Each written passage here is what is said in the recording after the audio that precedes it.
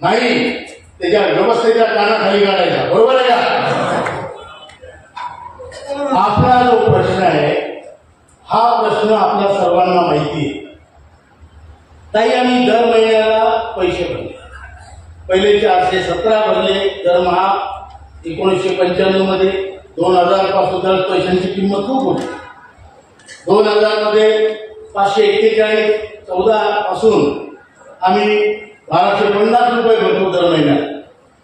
एवढे पैसे भरले, त्याचं जर आपण गणित केलं व्हॅल्युएशनच्या नुसार तर आज प्रत्येकाच्या सरकारकडे 20 लाख रुपये जमा आहेत.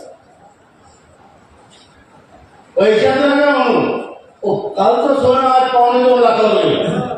पैशाची व्हॅल्यू कमी जास्त कशामुळे होते, व्हॅल्युएशन कसं करायचं जर पाहिलं तर तुमच्या सगळ्यांच्या सरकारकडे 20 लाख रुपये जमा आहेत.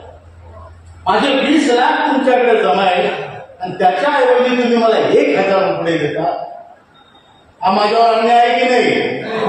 अन्याय की नाही? या अन्यायाविरुद्ध आपण उठून उभे राहिलेलो आहे.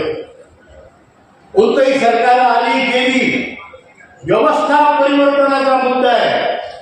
आम्ही म्हातारे झालो म्हणजे मेलो नाही, आम्ही कचरा नाही. आम्हाला कोणी आमची मुलं असो किंवा आमचं सरकार असो कचरा पेटीत आम्हाला टाकू शकत नाही, हे आम्हाला सिद्ध करायचं.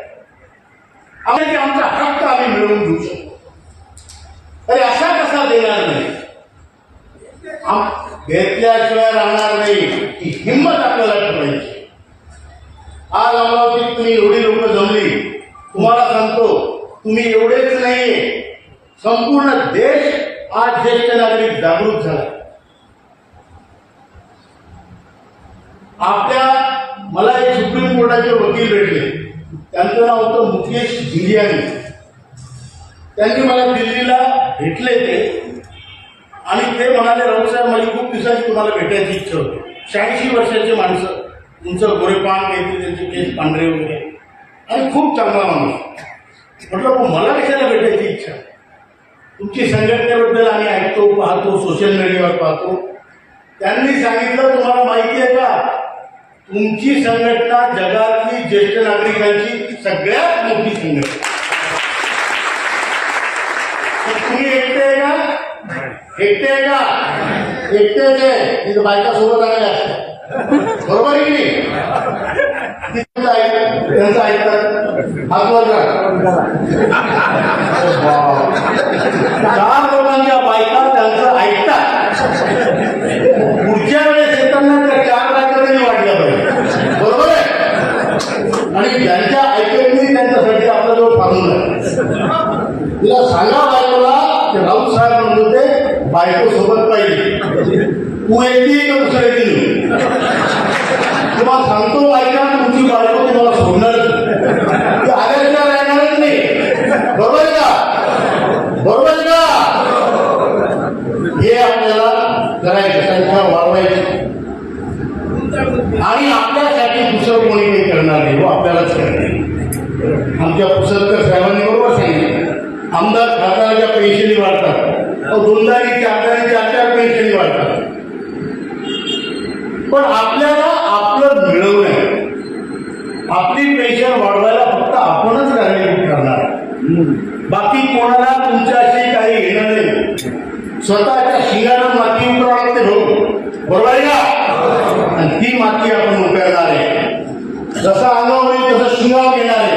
व्यवस्था असो, सरकार असो की काही असो, ज्येष्ठ नागरिकांचा या देशात मान सन्मान एवढा झाला पाहिजे, यासाठी आपण प्रयत्न करतो. इलेक्शन येतं आम्हाला ओलांडून जातात, कोणी विचारत नाही तुम्हाला करू नाही, कारण 3 ते 5 घेणे नसतात, बरोबर आहे? आणि म्हाताऱ्या लोकांच्या लाखाने तरी पाया पडत नाही. ही परिस्थिती आहे. आपण ही परिस्थिती बदलवणार आहे आणि ती अशी की तुमच्या वार्डात असो का शहरात असो का आमदारात असो का खासदार, तुमचं दर्शन घेऊन घेतल्याशिवाय तो माणूस निवडून नाही आला पाहिजे, बरोबर आहे? एवढा मोठा आशीर्वादाचा आणि शापाचा अधिकार आपण जवळ बाळगायचा आहे.